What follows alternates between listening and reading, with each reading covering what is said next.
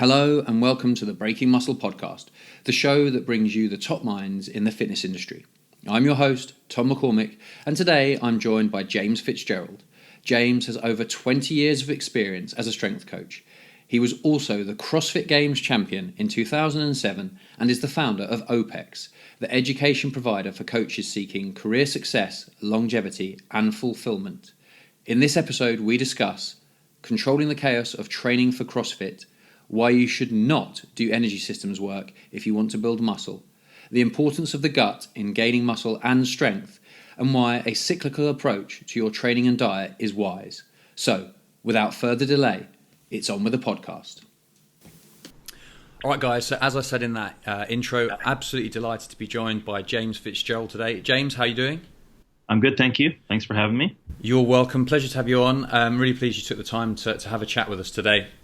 As I said just before we came on the call, a lot of the episodes recently have been focusing on building muscle, and today we're going to look at the relationship with some energy systems training and people that really want to develop their muscle mass while staying functionally fit, for want of a better term. Now, a lot of people will know you from your background in CrossFit, but you've got quite a long coaching career and now you're doing different things. So could you take a moment just to give the listeners a little bit of background about yourself and your journey into training and coaching? Yeah, I was a young athlete and played a whole ton of different kinds of sports in northern Canada, and then specialized in two more so. So there was two at the top, and there was like broad 8, 10, 12 of others that I played with. And that was hockey and soccer in two different seasons in Canada. And I got more eyes on me from my play in soccer, and was recognizing that in myself, that's probably a future career I'd like to do. I at the time, if anyone would remember, well, maybe over in your neck of the woods, people would appreciate it, but in the 90s, soccer was becoming this really big build for the Olympics that were going to be over here. And so the soccer scene in the 90s was really growing because we essentially wanted to put ourselves on the map to be, a world threat for, based upon the amount of numbers of people we have. And it's another long story as to where that ended up, as you know, just like hockey for the rest of the world. But so I wanted to do that, and I got injured during the summer. It was a big injury to my lower leg, and it kind of stalled the career in that. And so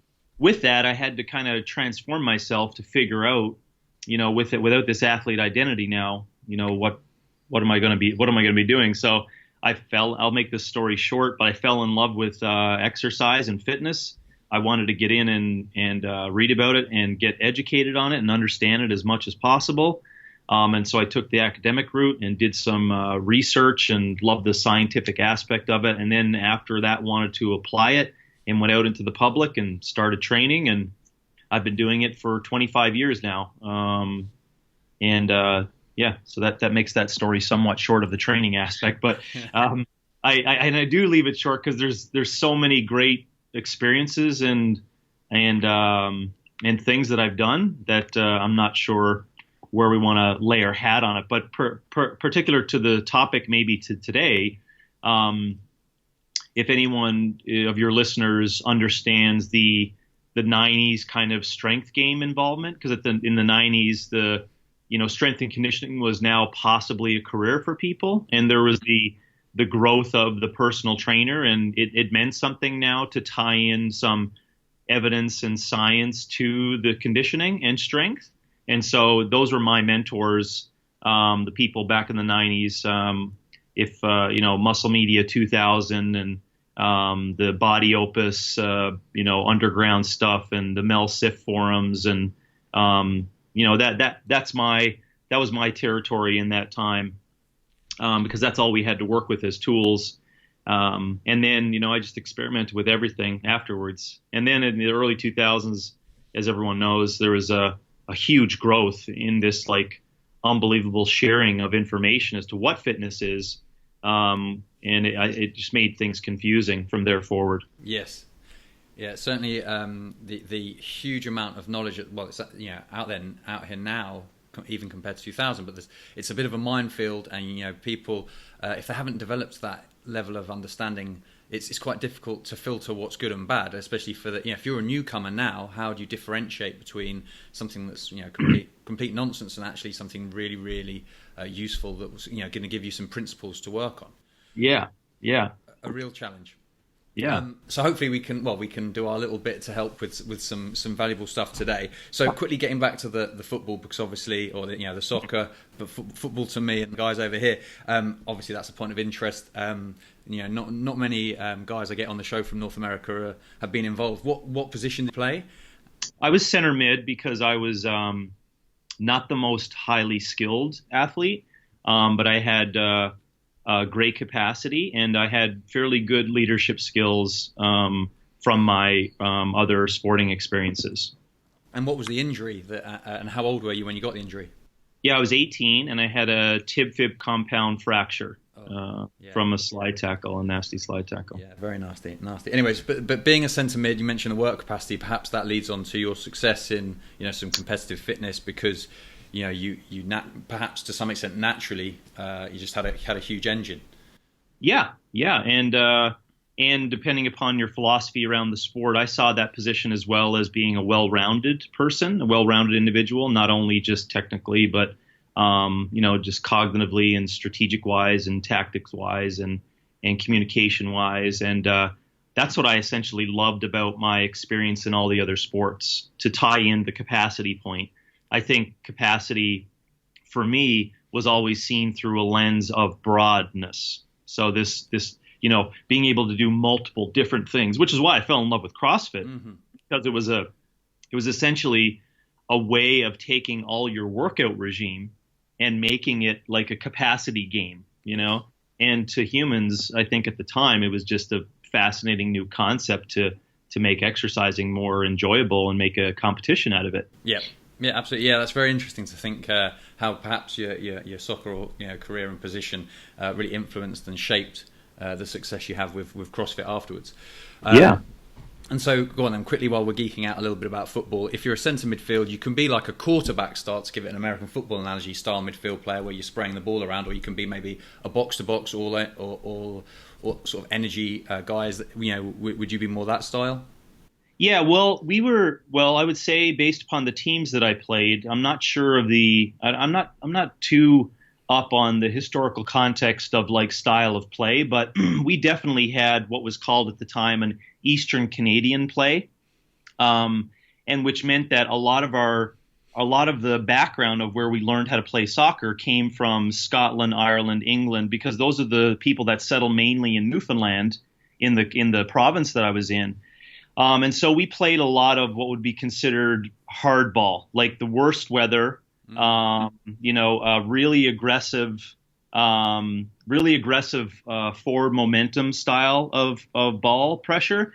And then when we, needed to, and I'll come back to the point on my midfield experience, but when we met up with other teams that were mainly, small area oriented or triangle based, and were very slow and methodical and waited for these positions and waited for the right time to basically take advantage of some areas in the field, which they felt, and they would just then expose that over and over.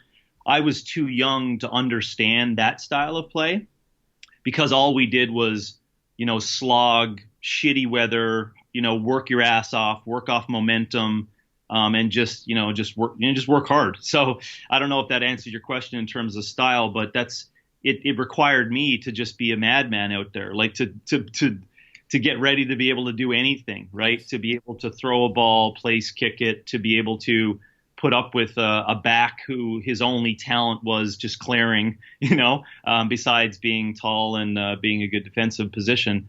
So that was the kind of style that I had to play. It was just madness, basically.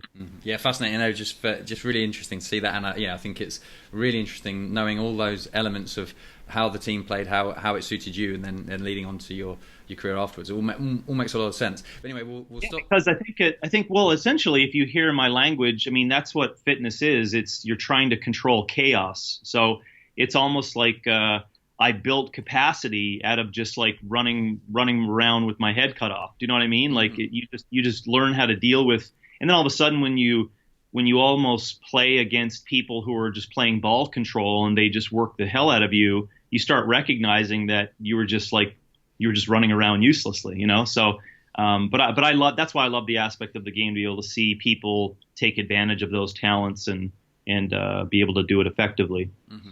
Okay, so let's pursue that controlled chaos theory. When we come to, so there's a guy, he's looking to pack on muscle, and to an extent, there's only so many variables he has to worry about to build muscle, and then you throw in the mix that he'd also like to be able to, I don't know, run a decent 5K time, or have some energy system capacity behind him. Now, how do you start bringing, what's the needs analysis that you'd go through with someone when you're first working with them to work out, okay, where are their areas of weakness, where do we need to prioritize?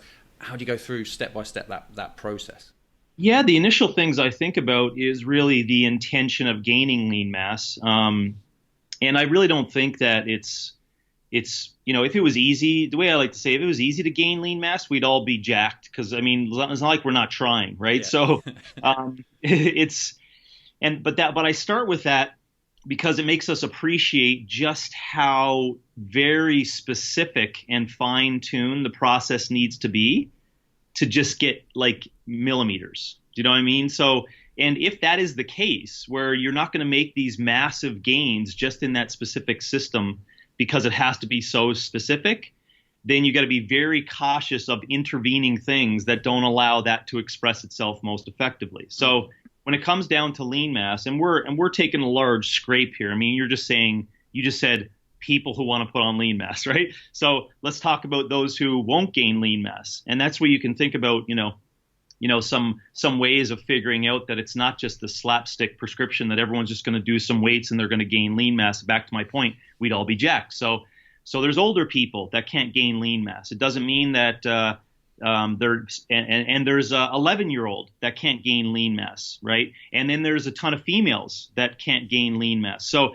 the reason why you want to start there and having a conversation to get to the point on what energy system training you should do for lean mass is recognize, first of all, that it's not easy to come by, right? It's not easy to come by. It's very unnatural, actually. If you were to, if all of us as we're humans were to evolve for the past 3,000 years by putting on lean mass, and somehow that led to us reproducing better and evolving better, we probably would be a lot bigger humans. But because it actually is not needed, I would argue over the past 100 years and for the next 100, we're actually going to get smaller in lean mass as humans, right, just based upon the physical requirements of us to reproduce and evolve and et cetera. So I speak of those things first because it's important to talk about intention.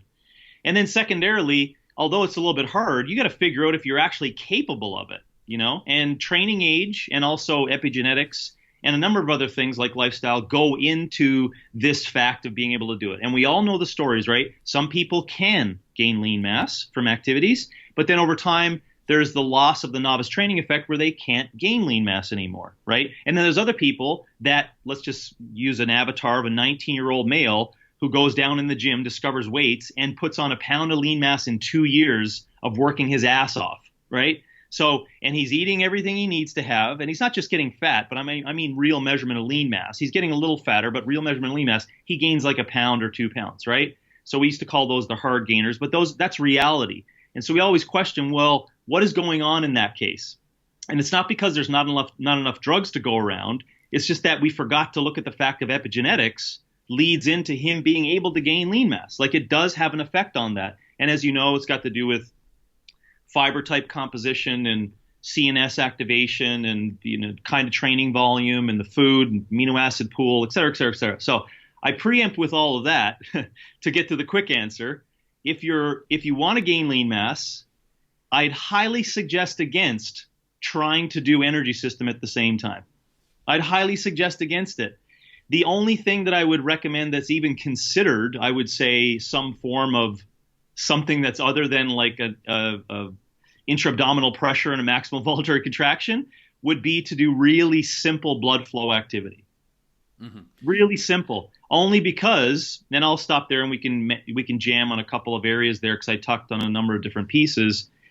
Because the main thing that you're looking for, gain in lean mass and actually adding like a material thing that's going to get larger, you have to recover faster than the next person, and you have to recover fast enough to come back and be able to break down again.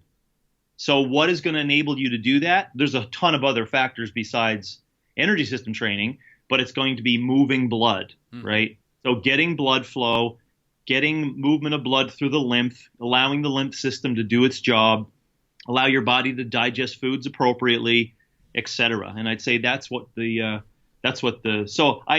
course I'm a little bit more, I don't train natural bodybuilders anymore. It was one of my, things. I was connected to Charles Poliquin. That connected me to the like bodybuilding world way back in the late 90s. And so I worked with some natural bodybuilders.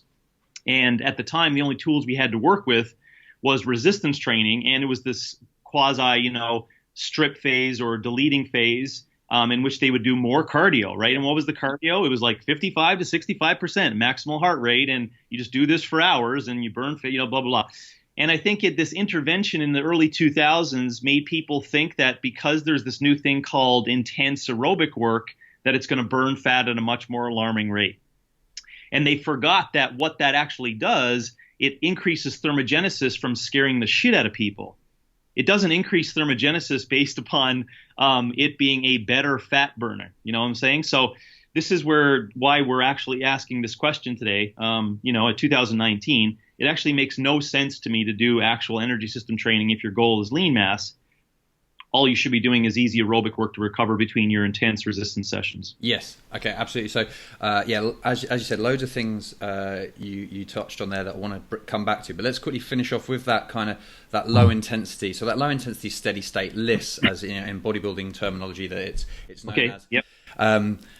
And then you've kind of got the far end, that one end of the spectrum. At the other end is the high intensity interval training that, you said suddenly became so popular, and basically you're an idiot if you weren't doing it, and any other form of cardio was kind of wrong. Yeah. And there's that, and then we've got an interference effect. And what it seems to me most people end up doing is what I'd call MISS, which is medium intensity steady state, and they're in that middle ground. Now, my niche, most of the people I work with, they're the hard gainers. So this is why this question's come up, because basically I caution against them doing much, if any, cardio training. Mm-hmm. Basically just being vaguely active in their day-to-day lives. As you say, that ticks off the list for them, most of them, if they're walking to and from work or something. However, more and more people want it all. And then what I find is... You can't have it all, though. You can't have it all. And... what most of them, they actually, as you said, specificity being key here, they sabotage their gains. It becomes an exercise in accruing fatigue, but not in actually getting results. Yeah. Now, which is sometimes in people's eyes more honorable, right? They think that that's probably why they're doing it. It's like, I'm suffering, so it must be cool, right? Yes. But and you're, as a coach, you got to be like, and you're losing lean mass per day. Yes, absolutely. So it's not a challenge to see who can suffer most. The actual goal is who can get the best results relative to them. Obviously, as we talked about epigenetics, some people are going to respond and some people aren't going to respond so well. But you should be trying to do the best you can. So let's quickly get back to, you mentioned Poliquin, and then working with those bodybuilders. You used to use low intensity stuff, and it was just as basically a way to burn calories in a cutting phase. At the time, at the late 90s, the time was we thought that was the reason why we were doing it.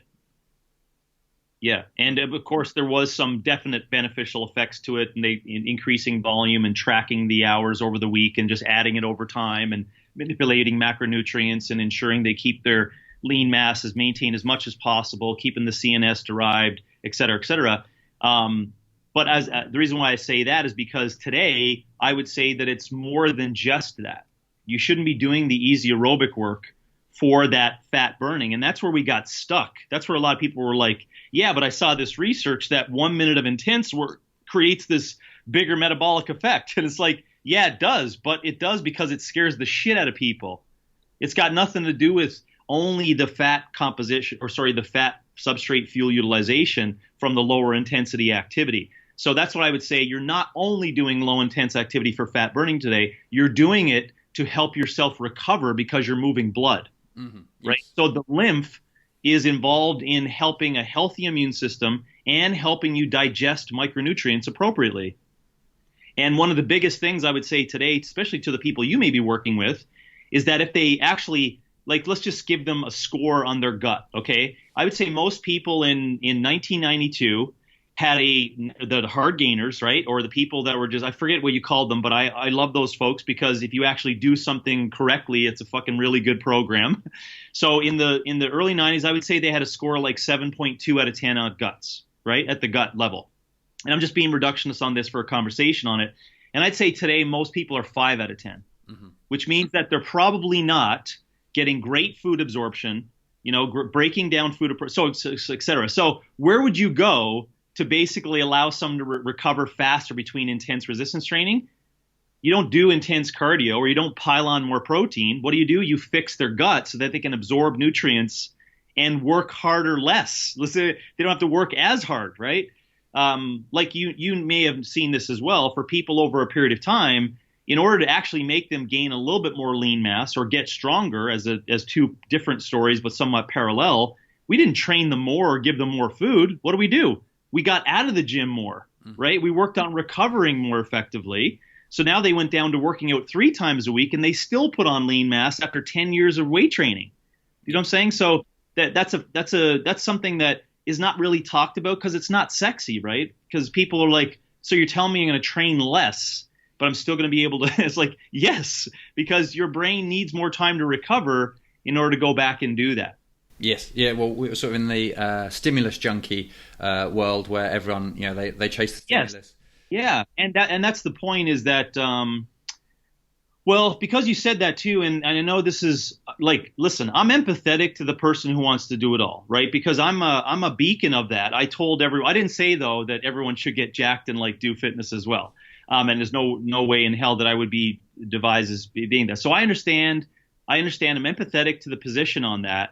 But the way that you're going to find the truths in it is that you have to consistently measure, right? So what will like just stop the conversation is you have to have really clean measurements all the time. That means like every 5 days, you have to do a very controlled method of weight, lean mass, calipers, pitchers, et cetera, whatever you need to do, in body, underwater weighing, bod pod, whatever you need to choose. And you need to be diligent with that, because if people are like, I want to do it all, and you're like, okay, let's do this, and you do, let's just call it a great resistance training, and then they just do ass kicking energy system training that's really cool that they got from a $9.99 PDF online, and then 2 weeks later they're nowhere increased in lean mass and their body weight is higher, then immediately they're gonna be like, yeah, fuck that, that's not, I'm not down with that. You know what I mean? So sometimes we lose sight of the power around the consistent measurement that would maybe make these people realize. Then at that point, maybe, Tom, that we're like, you know what? It's okay that you want to do this. At least we're not like, at least we're not saying we want to gain lean mass and be fit. At least we're now both aware of the fact that you just want to you just want to suffer, and I'm okay with that. I won't hurt you, but at least we're on the same page, if that makes sense. Absolutely, yeah. And actually, I think it's important, as you said, about measuring things, particularly with gaining lean mass, because with fat loss, your typical overweight person, they can pretty much see the results day to day. But muscle gain, as we mentioned earlier, is such a slow process. You can't visibly see it and get that positive reinforcement in the mirror day to day. So you need to have the metrics in place that you're tracking long term, and then they move at snail's pace. I think that's another important thing for people to understand, is that packing on a substantial amount of muscle, even for people that are relatively genetically gifted, is a slow process. Yes. And so having those metrics and being consistent is absolutely vital on that. So I think that was a great point. Another one that I thought you talked about, just to sum it up, was my take on this is you don't get big lifting weights, you get big recovering from lifting weights. And that comes back to your point about the gut, stress management, sleep, all of these elements that, as you said, they're just not sexy. And people want the protocol, not the principles, but they want the amazing training protocol that's going to pack on the size, but they need to take care of all those fundamentals. And sadly, and they also, I mean, and then that's who people follow too, right? Is the unicorn, right? There's always that one asshole out there who just like eats like shit and is probably on drugs and posts on Instagram, right? And is out partying on Friday nights. And they're like, that's the life that I want to have. I can do that. It's like, no, this guy is genetically gifted and exogenally upped. And if you can't see that, then you got to keep searching. So that's the problem, Tom, is with today and information sharing, that asshole gets to the top of the logarithm. So that's all that people see. Do you know what I'm saying? Yes. But the true success down here, which is true lean mass gain with less intensity, right, or less total intensity, and it's done correctly, that's not very sellable, right? They're not putting their asses on Instagram. So it's tough to kind of see, what actually works. Yeah. And so that's why, again, it's important for us to have that conversation and for your listeners to hear that, because they need to recognize that what they see may not be reality, and what they see is certainly not the usual case of that. And I'll side note this with where area of I've been over the past decade or so is that CrossFit has not done well. This was unintentional on CrossFit's behalf, but CrossFit has, you visualize and see these people doing all this intense activity and they look jacked, right? But you got to remember that their shirts are off. With the volume of work that they do, they're fairly lean from the volume of work that they do, right? They eat, exuberant amounts of carbohydrates and total food in a total day. There's the odd person that burns it after 2 years who doesn't follow that. But anyways, that's the point of it. And they got big traps, right? And their foreheads are growing and they're jacked. Now, these are not, really tall individuals, by the way. When you see them in person, you recognize like, okay, I see this. I see how they do this amount of work, basically. But you can see how that perception is. People are like, they're jacked. Why can't I just do that and get huge, right? And you got to remember that it's the total volume of work, right? The total volume of work that essentially gets those people to that. So when people look at that and are like, oh, I can be like that, I quickly say, there's no fucking way in hell you're willing to dedicate the amount of time that's necessary to do that, right? Yes. And you don't have the capabilities, right? Another area that I think over time we need to research, there's just no money inside of mixed modal as a sport in order to look at, but we need to have this larger discussion and probably some investigation around these athletes into the amount of lactate that they can put up with, because I think that essentially leads to an increase in growth hormone that's at a constant increase higher pulse than most other people. Because if you actually look at their training diaries, it looks completely different than the quasi bodybuilder, right? But if you put them next to one another, maybe in a supermarket, not post workout, there's some resemblances, right? But if you look at what each of them do, it's a completely different hormonal response. Do you know what I'm saying? Mm-hmm. So I think what you get, especially why I would posit that's the case, is that in females, you're starting to see them get bigger, right, in the sport, but they're not taking hormones, and it's not because of their supplements. It has to be because they're putting up with so much lactate that it increases growth hormone production, and therefore they're probably getting an overall lean mass increase over a period of time. Right. If that somewhat makes sense as to what's possible. Yeah, that's an interesting take on it. Not one I'd considered, but yeah, an interesting thing. But it'd be really interesting if we get some people to actually study that and see if there were look at some markers there. Yeah, because you could see people are looking at it going, holy shit, she's huge. She's jacked. But then they see her training program, and in their eyes, they're like, fuck, she's doing 3 hours of cardio a day. Do you know what I'm saying? So I think we need to look harder at the dose response of the exercise. And I think that will get us to a point where we recognize that it's the amount of volume that they have to put up with, that their body accommodates and looks like this in order to do the sport. Yeah. Just like a gymnast over time. A gymnast builds the body to accommodate to the work that's necessary in the sport. They don't go in going, oh, I'd like to build these big biceps. No, it's got to do with the tension that they put up with in order to do the sport, right?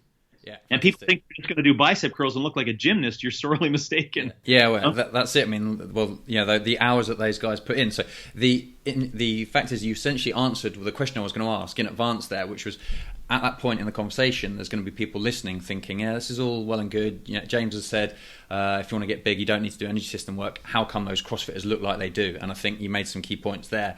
Obviously, a couple of ones that people probably don't consider is, as you say, they've got their shirts off.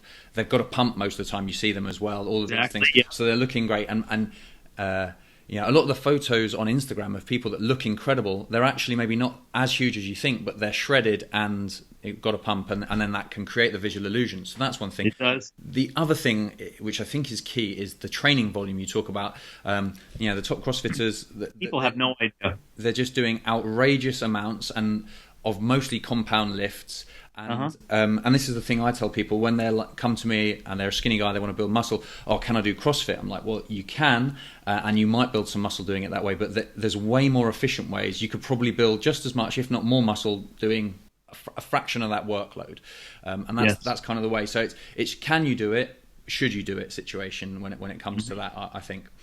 Okay. Yeah, so I think it'd be a quick answer, because you can say, you need to do these kinds of contractions to get bigger. You're not doing those kind of contractions to get capacity. You see, that's the difference, right? So if you need to do all those contractions, which I've done it before, because I've done like bodybuilding splits and isolated body part splits and upper push and pull splits and full body splits and etc. And the contractions are 3 times as many for a mixed modal athlete in a day. 3 times the amount than someone would experience in a bodybuilding session. Yeah. So you got to ask the question, well, is it because they do all those reps that make them bigger? It's like, no, the goal of doing the reps is to increase capacity.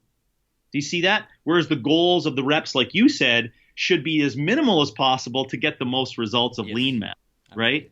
Yeah. And that's where someone could be like, yeah, I'll choose door A because it's the least amount of quality reps to get me the biggest lean mass, because I don't want to improve capacity, right? Absolutely. Yes. Fantastic. Okay, so let's quickly move on to some defining some terms, because I think they'll be useful for next things, because I know at OPEX you use the terms gain, pain, and sustain when it comes to energy systems. So can you quickly describe each one of those for us? Yes. We do those in language so that coaches have a framework of understanding of buckets. That's why we do it. And we rhyme it because it allows coaches to clearly have heuristics to go on as a base support to teach people. I have to preempt with that so that people know they're not clearly demarcated. You know what I'm saying? It's not like it's just one, oh my God, there's pain. You know, it's like, a minute. There's not just one specific muscle gain rep range. I mean, you blow my mind there. So oh, dude, we don't want to go down that one. So gain is basically the fire starter. It's like it's all the energy of stored energy that when put together, it burns out very quickly, but there's a lot of work that can be done in a very short period of time. That's what gain is. And you can classify a whole ton of things in gain, but that's where resistance training or really, high intense force development, even the classic hypertrophy sets, of 6 repetitions, let's say, to use that terminology you used on reps, that would still fit into the gain category, because essentially what you're trying to do is just get rid of stored energy. Okay. Pain is when you're trying to extend that work out. So you're trying to take that stored energy and you're trying to move it with higher rates of contractions to a point of unsustainable work. That's what pain is, which is the traditional language of lactate, glycolysis, threshold. That's what pain is. And that's why I call it pain, because it's fucking painful, right? We still don't know if it's hydrogen ions or, sensitivity at the muscle level or lack of lactate usage or whatever that causes that fatigue. And there's even more recently a lot of evidence, which I said more than a decade ago, that it's not the governor itself that dictates fatigue. I think that's a good place to work with, but there's so many things that dictate level of fatigue in regards to pain. So pain is the glycolytic endeavor. Sustain, as it sounds, it's basically just work that can be done for a long period of time. So to go right back to what we talked about earlier, just to make that short for understanding, the low intense steady state stuff, the list stuff, that would be considered sustained training. So it's activities that can be done at levels of oxidation being the primary fuel source, where you're going to have individuals maintain that kind of work for a really long period of time. And nothing intervenes that would get in the way of that being sustainable. And so that's gain, pain, and sustain, explained in short terms. Mm-hmm. Absolutely. Okay. Thank you for that. I think that'd be useful for the listener if we referring to those terminology those terms. So, as we talked about, we've got that young person who wants to pack on size. They're gonna be focusing on gain. They may do some of the sustain stuff to promote recovery, but that's all. It's really there. That's the emphasis for them is, can it facilitate improvements in gain? Yes. Now, so that makes sense, and for a young guy, and we don't need the pain. I've just maybe as a great sales pitch, I can tell them you can get huge without any pain. There you go. Package that. Yeah, they don't need that. However, there comes a point in your journey where you've probably built about as much muscle as you're realistically gonna build. Yes. Then at that point, because people like a goal achievement, they might focus on they might focus on competitive powerlifting, for example, to hit some numbers, or they may think, actually, I want some other challenges. I want to be able to set a 2K row PB, or et cetera, et cetera. Now that seems to me where bringing in some of the pain work and then considering energy systems becomes important. It is. It does. So before we dive on that, firstly, then, if they're worried it's going to kill all their gains, can you put people's mind at rest that to some extent, or perhaps to a great extent, maintaining the muscle mass is possible whilst training energy systems, even if building muscle mass isn't optimal with loads of energy system work? What's your take on that? I would say it's still the same. Because remember, in order to maintain, so when you put it in buckets like this is important to understand, so I can formulate a principle in terms of maintenance of all those characteristics, right? So what you just said, you're trying to maintain gain, right? And I'm not writing all those words for that purpose, but that's kind of fun. So you're trying to maintain gain, right? Yep. And you got to remember that when you do gain activities, this is just strictly a central nervous system recruitment concept. If you don't do it, you lose it very quickly, right? Now, with regards to pain, it's almost like seasoning, where you got to dose it just appropriately for only metabolic effect. Remember, that's the only reason why we're doing it, right? And then sustain, though, it's the characteristics inside of it as it's skilled, and it's very cellular, neural, mitochondrial based. Like it's like a skill, basically, that once you learn it, it takes a very fucking long time to lose it. So when it comes back to you've gained your maximum potential of lean mass, I would still argue against intervening any energy system training to maintain that lean mass, because if you try to learn these new variables, right, and we could, of course, go into where there's probably a nuanced area where you could practice some other things and still maintain lean mass, I would still say you should sit in the easier to somewhat maybe medium aerobic work as practice, because that would have the least implications on how hard it is to maintain the lean mass. So and we'll just be very reductionist with this, but let's just say you've gained 15 kilos over 16 years, okay? Of this is like true on hard gainer, but this is fucking real numbers too. After 16 years, you put on 15 kilos, and that's real lean mass, okay? And then you just notice over the past 9 months, it's like, okay, I'm at the top of my game. I'm fucking 34. I got 2 kids, and I don't get a morning erection all the time anymore. So there's indications that you're getting to the other side, right? If you decide to put on some new interventions of pain and sustain, your lean mass opportunities of maintaining are going to be lowered, because at this point in time, it takes you longer to recover between those tough sessions. Therefore, that would be the argument to not even do any of those. You would have to do just the right kind of dosing of resistance, because if you go away from it too long, you will lose all that shit that you gained, right? So once you put on that 15 kilos, you don't magically just do a deadlift once a week and maintain it. You got to fucking work hard now to maintain that central nervous system capability, if I'm making sense of that. So the area where it gets, and this is not, there's no studies on it, because obviously it seems futile to go after it, but any areas that I think would probably fit in there, Tom, would be maybe some more challenging, moderate aerobic intervals of cyclical nature. So like rowing intervals, swimming intervals, biking intervals, and no CrossFit-y style stuff. No loaded, gymnastics, dynamic contractions, none of that. I would say like, 500-meter row intervals, rest 90 seconds, do it 6 times, right? And the reason why I would say that is that you could still get some little increases possibly in your, just use the exercise science terminology, VO2 max improvement, which may at this point in time, because your nervous system is so maximally potential, right? You're at such max potential that it may give little upticks in the recovery between every contraction, right? Because we know that an increase in VO2 max for an experienced trainee can result in faster recovery between intense contractions, right?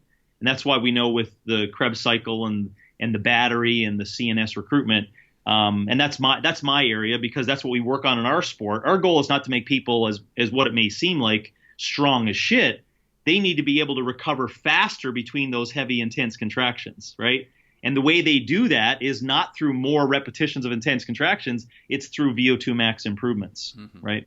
So that's what I would say for that. Am I making sense on that recommendation? Yeah, that makes sense. And I think the point, so the original thing, I would say that you can maintain muscle mass at a lower volume than it takes to build new muscle mass. Now, maybe it's not dramatically low. Well, yeah. I'd say it is actually relatively dramatic, but it's that low as now. Now, so for someone who's accepted within a couple of percent, this is as much muscle I'm going to build, and I'm happy there. Well, maybe not. They're probably not happy there, but they're prepared to accept that. And then they're looking at their week and they've enjoyed training. It's been part of their life. And they think, right, let's open up a window of opportunity now. So if I only have this much volume going to maintaining this muscle mass, what can I put in? I think you gave a good example there with the rowing, the 500 meters with 90-second sprints and 90-second intervals, that sort of thing. That style of training might be something that's very beneficial to them health-wise, as well as allowing them to maintain that physique and that identity of I'm a guy that lifts. Yes. Whereas if they go ham on I'm going to do WODs every day, they might find they get a very different response. Yeah, and I think an area that you may want to investigate or play with is for your advanced trainees or for your older trainees is to start practicing just as especially if you measure things effectively, because I used to do this indirectly, not for the purposes of maintaining lean mass, but just because I had numerous tools to work with. I used to do one full body resistance training session of lightweight and high repetitions and low rest for people that were advanced trainees, right? And the reason why I used to do that, only at the time I used to do it because I was thinking, oh, this is just a way for you to get blood flow, to get a nice pump, just to feel like you got something good done for the week, right? But essentially, maybe, Tom, what that was initially my start into mixed modal training, right? But also it quite possibly could be deemed for that person as aerobic. Yes. You see what I'm saying? So they actually can do, a quasi bipolar method of training once you get a higher training age where you can do your intense shit 3 times a week, but maybe 1 time a week you're doing a full body, high volume, low rest between pieces, full body activities, right? So let's just give you an example of what that may be, right? That could be 20 hip belt squats at moderate low load, 10 seconds break, 20 push-ups, 10 seconds break, 15 ring rows, 10 seconds break, dumbbell back extension, 10 seconds break, walking lunges, 10 seconds break, sit-ups, and you just do this over and over. So what this looks like for the advanced trainee is basically just high reps, full body movement, right? But you got to think about that. How is their body perceiving it? It's quite possibly they could be perceiving that as aerobic work. So you see that may also get the same benefits of what we're asking for the person to maintain lean mass. Because what is cyclical activity? When you look at a rower, when someone does a row, it's actually just little squats, little deadlifts, and little seated low rows. Do you know what I mean? But we look at it, we're like, oh, that's a cardio machine. It must be for the heart. It's like, well, there's other contractions going on when you do it, if that makes sense. So my point would be, why not do just low, easy contractions for the entire body that can act as aerobic work? So I'll ask you to maybe even think about that as a plan of attack to try to find the middle zone of people who want to do something different for aerobic work. And you can actually just do high endurance, full body training to get that quote unquote mixed modal aerobic effect. Yes, absolutely. So I think two things to go on about that. What people consider aerobic or cardiovascular training isn't just you have to be on a stationary bit of kit in your gym, looking at a blank wall or a TV screen. So that's one thing. And yes, I've experimented with probably quite similar to how you described there. It's compound lifts, but we're using a lower percentage for the given rep range. So the way I've been experimenting with some of the more experienced guys is that for that given rep range, we then take 80% of the weight they would actually be able to do for that rep. Okay. And then it's we go from an upper body push to a lower body pull into the upper body pull into a lower body push, or flip-flop around in circuit fashion with relatively rest periods, probably about 30 seconds. Yep. Another thing I quite like to use is using exercises that quite a lot of unilateral ones, just because we're therefore almost building in that concept of structural balance. But and it feels like it's a low CNS response too, right? Yes, So the relative load on them is lower because they're not having, it's not a back squat if it's an offset dumbbell Bulgarian split squat, for example. Yeah, there's much less total relative demand, total load through the body. And fix some weak links, develop a cardio base. It's interesting. It's not that boring thing that they have always associated with the cardio. So yes, I think that's a nice approach, and one that I have to say, this is something that only relatively recently has started to be an issue for a few of my guys, and we've started experimenting and we're kind of learning on the way. But it seems to be having a really positive effect in as much as it does facilitate recovery. Plus, it's giving them greater frequency at some movement patterns, and then that's almost like a skill acquisition effect, which is having a positive effect in the bigger sessions they do. So that's awesome. I think it's a really powerful thing. Now, I really like that. And if you wanted to slap some evidence to it, you can go look at Ben Peterson's work at Minnesota, because he did a bunch of intervals with dumbbell training for improvements in aerobic capacity. Okay. And the reason why he chose dumbbells was all the things that you were saying you're doing anyways, which was basically a lower CNS response per contraction. You have to stabilize the implement, therefore it makes it lower intensity. And under the context, it will improve mechanics, because you can't get into a bilateral issue like you can with a barbell. Mm-hmm. Okay, so now also thinking about how this is being incorporated with some of the people I work with, someone who's maybe not so maxed out their potential, but we're going through the process, they're gaining lean mass, as you mentioned, some fat's coming along for the ride when you gain weight, gain muscle, that's necessary. And so we work through a cyclical fashion of they're gaining weight until the point where their body fat's a bit higher than either they're comfortable with or feels optimal. Often I put what I call a maintenance phase in there for them to own the weight, because as a caveat with naturally skinny guys, if we immediately cut, they kind of shed all that muscle. So we try and make the new muscle the new normal, and then we go into a cutting phase. Now, just naturally, that's when some of the more cardio work has been coming in, just because it facilitates the fat loss. So from a periodization standpoint, I feel that now, at the end of each year, they're probably a more rounded athlete, for want of a better word, because of going through that process, than if they were just on a perma-bulk. Is that something that you're nodding along, so it seems like you agree, but something you think makes sense, something that you've seen with people that are looking for long-term health as well as the physical benefits of looking better and being stronger? Yeah, man, that's a great one. I indirectly put people into two camps of this avatar.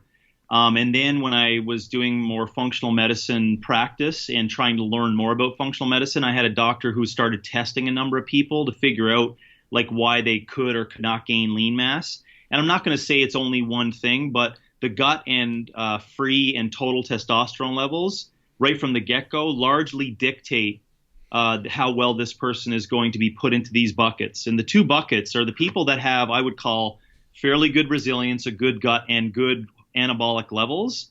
They could actually be, let's call it, fairly lean all the time and gain lean mass effectively. And all you do is change macronutrients in loading phases, meaning that the only manipulation is not the actual training volume, meaning that they're just going to keep doing their cardiovascular work and their resistance training. But when you want to quote unquote cut and deload, which I'll get to the point that that's actually very beneficial no matter who you are, that you go through these cutting phases only through manipulation of macronutrients. Why? Because they have a good gut.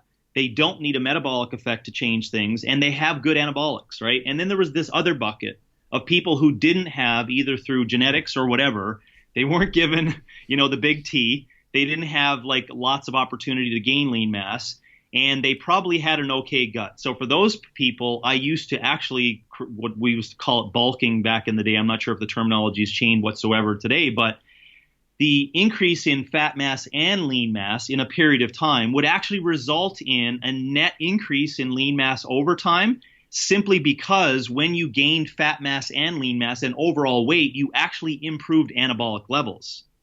So this is what people forget, that it's more than just the lean mass. It's your pecker being up in the morning time. It's your vitality. And when people gained fat mass, this other group, they actually felt stronger. They felt better, more energized. They felt like they wanted to rip shit in half.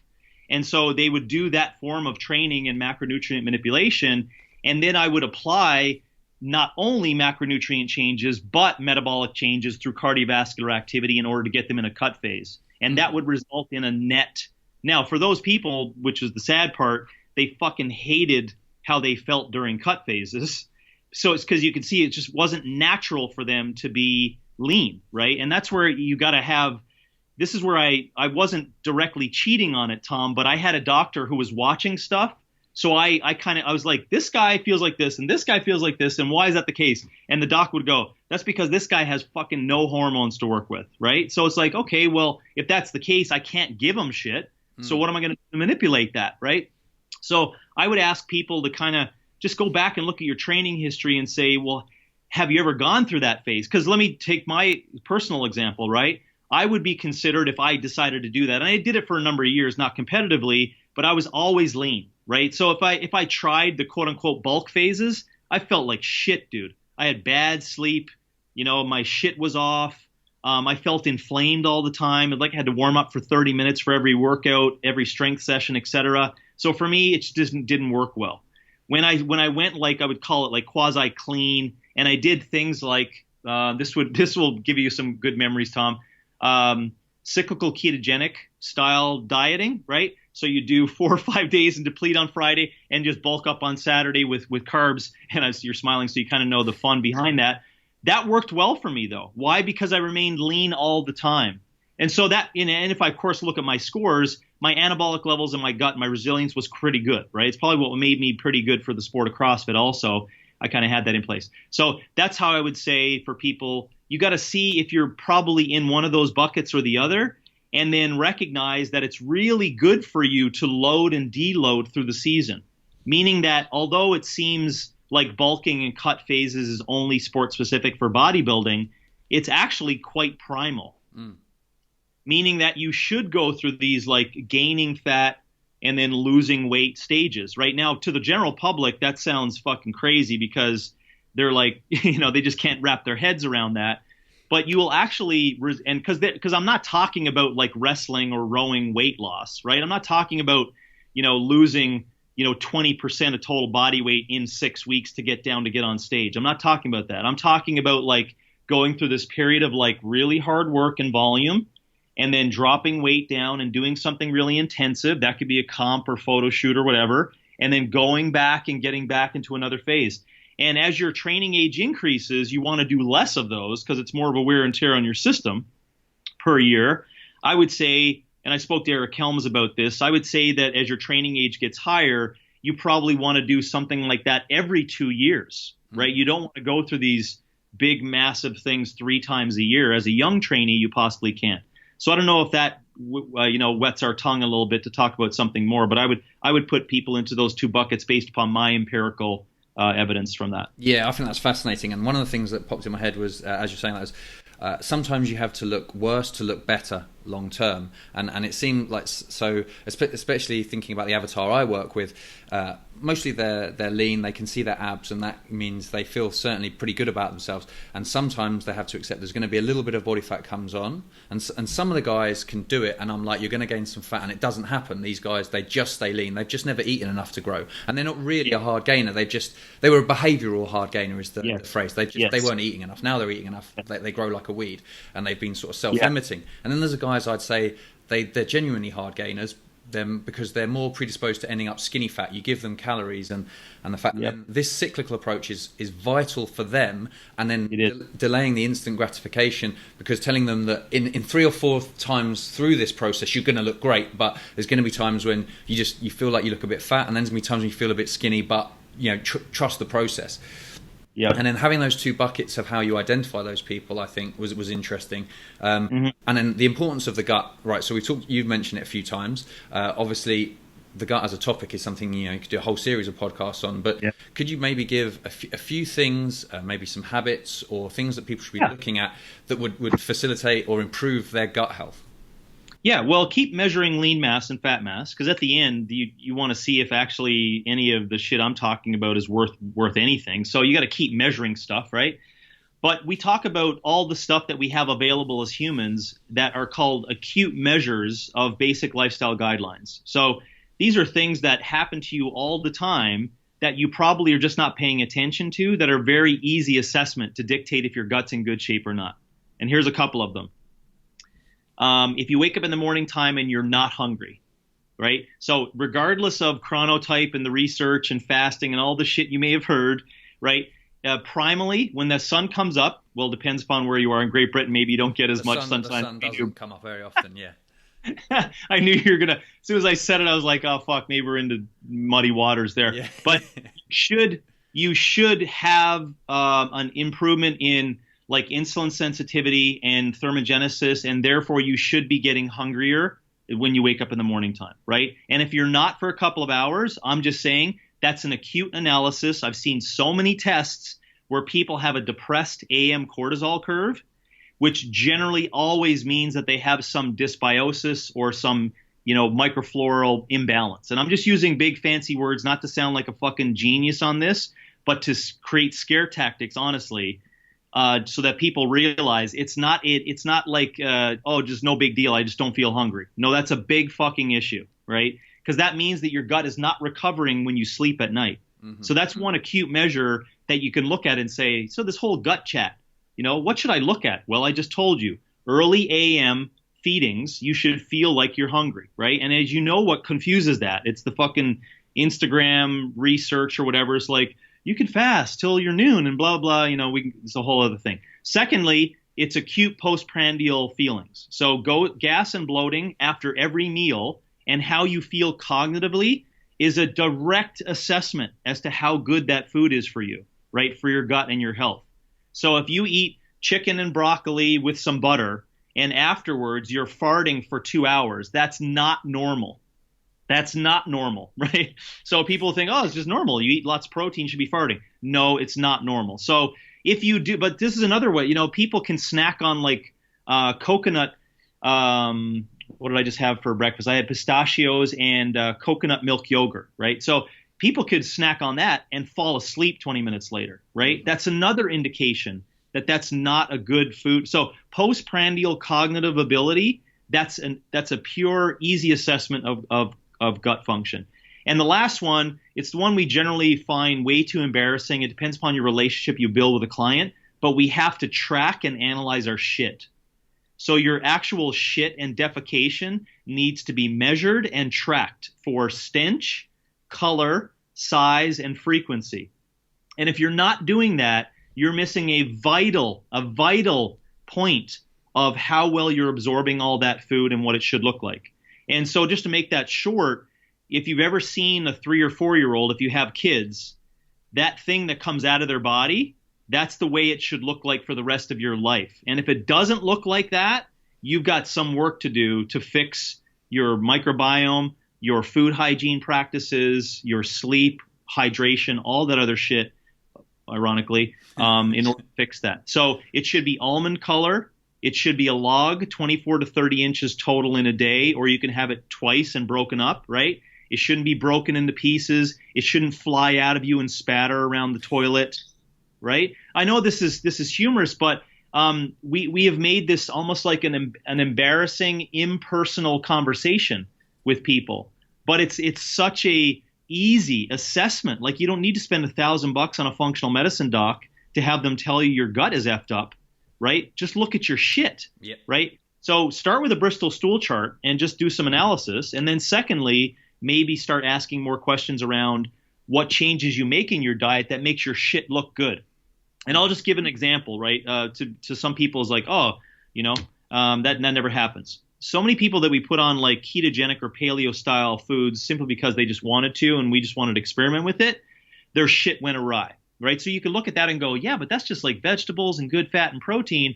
It's that they didn't have the microflora or the gut to actually put up with digesting that whole new form of macronutrients, right? You see that? So what resulted in was bad shits, right? And then these people, though, weeks later would come back and be like, James, I know you're just like hating on gluten, but I had some bread and now my shit is great. And you can see how they're like, oh, well, interesting. It must be the grains and the gluten that made my shit good. It's like, no, it was a mechanical version of binding everything that was in there that allowed your body to pass it effectively, right? So you could see that you have to do some investigation personally to figure out what makes your shit best. So those three things I would look at: AM hunger, postprandial cognitive ability, and your shit. And that would give you some indication as to how well you're absorbing nutrients, right? So that you don't have to pile on 5,000 calories a day and only use like 500 of them towards your food. Yeah, that's brilliant because actually, so like what we talked about, the hard gainers that I tend to work with, those three things are all things that are very, very common. Like most of them are like I struggle to eat breakfast, so we get them having these super shakes just so they eat something at breakfast. I just haven't got the appetite. Most of them say when I eat, I feel like I'm immediately bloated or I have terrible gas. Not so much the cognitive function one, but that's one that's really, and then their poop is something that's definitely an issue because quite often either they're constipated or it's flowing way too freely, and they're at one of those two extremes. And I think it's not my pet theory, but it's certainly one that I've heard lots of people talk about. It's actually one of the reasons that these guys are hard gainers is just because their absorption and assimilation of nutrients is so poor, as you've said, and basically it comes back to the gut, which is slightly annoying because it's just not, as we mentioned earlier, an easy sell to tell people, oh, you know what, focus on this and here's some practices for improving your digestion. They want the sexy stuff, but that along with sleep, I think, are two of the most overlooked things that will make the most difference for the hard gainer and to be honest, any trainee, if they want to get results. So you should ask questions too, just out of interest, because I've been studying it for the past number of weeks and I did some weekend work with some doctors on that specific area. It just would be interesting without you like pinning them down to see if you can get like an N equals 10 of the people that don't have those issues, then an N equals 10 of those that do, and ask them about were they through vaginal birth and were they breastfed, and what the history was of their parents' digestion. Ask those questions.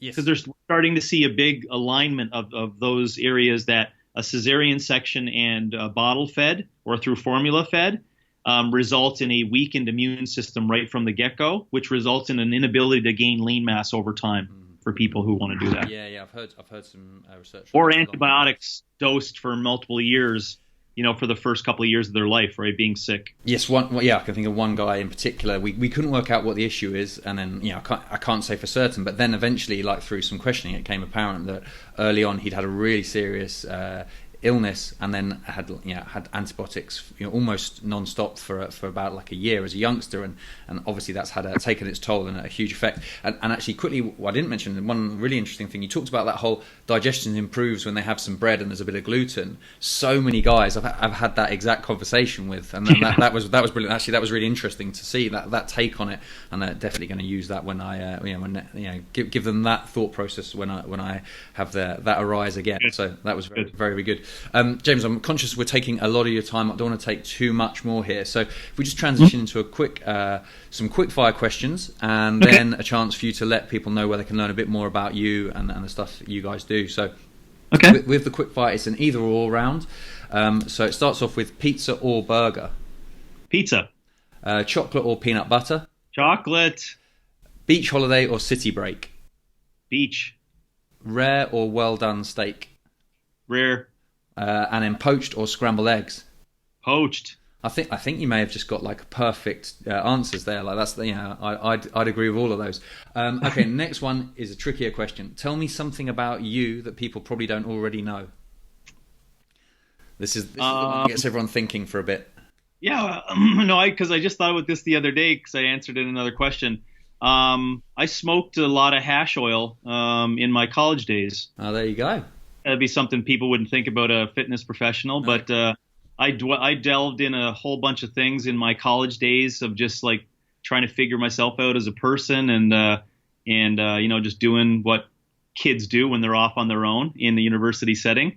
And I just thought about a great bunch of times I had with my friends. And the shit that we did was crazy. So that would be something that no one knows about what I was into in my college days. No regrets. The whole ton of fun. We could have got in a whole lot of trouble, but it was a lot of laughs and pure enjoyment. Yeah, absolutely. I bet. Okay. And final question from me is, who should I interview next? I've got access to anyone in the world. Who'd be a great interview? Oh, man. Well, I'll be greedy and say, if you could interview someone that I would like to listen to, so this would be a tall order for you, but Sam Harris. Sam Harris. Yeah, well, don't worry. Someone threw The Rock out there the other week, and Barack Obama's on the list. We've got some punchy ones. Usually, mine is light then. Yeah, exactly. Well, usually with those kind of suggestions, I'm like, okay, give me someone else that I might be able to get. Anyway, so we'll work on those. Okay, Sam Harris it is. James, thanks so much for your time today. Really enjoyed it. I think there's been a ton of useful insight for the listeners there. Please now take a moment to let everyone know where they can find out more about you, more about OPEX, what's available, and how they can get involved in your world. Yeah. Well, first of all, thanks for having me. I appreciate the questions. They were really good. I'm not sure if this is a podcast, whatever media it is today. I hope your listeners appreciate the fact that how much work goes into just trying to get guests on and get questions in and align schedules. So I really appreciate you finding the time to basically make this happen. I don't want to go without saying that. And if simple opexfit.com is where you'd find me and everything that we do. That would be like the portal to a whole bunch of areas. If you want to follow me personally, I'm on Instagram, jfitzopex, JFITZOPEX. And I use that same handle on Twitter. On Twitter, I only put down the podcast that I listen to, just as basically just a memory thing for me, or if anyone wants to chat about it, we can. But on Instagram, I usually stay pretty active. And on Facebook, of course, too, I post different kinds of things, coaching tips and whatnot. So excellent. All right, thank you. We'll make sure we get all of those listed in the show notes. Right. So from me, James, that's it. Have a great day. Thanks, man. That wraps up today's episode. Thank you so much for investing your time with us. We really appreciate it. If you enjoyed what you heard and took value from it, please do me a favor by heading to iTunes right now, subscribing to the show, and leaving a review. Positive reviews, like 5 stars, hint, hint, really help the ranking of the show and will help us to spread the word and keep getting top-class guests on. Make sure to follow Breaking Muscle on social media and me at Tom McCormick, that's TOMMACCORMICK on Instagram. Bye for now, and I'm looking forward to catching you on the next episode of the Breaking Muscle podcast.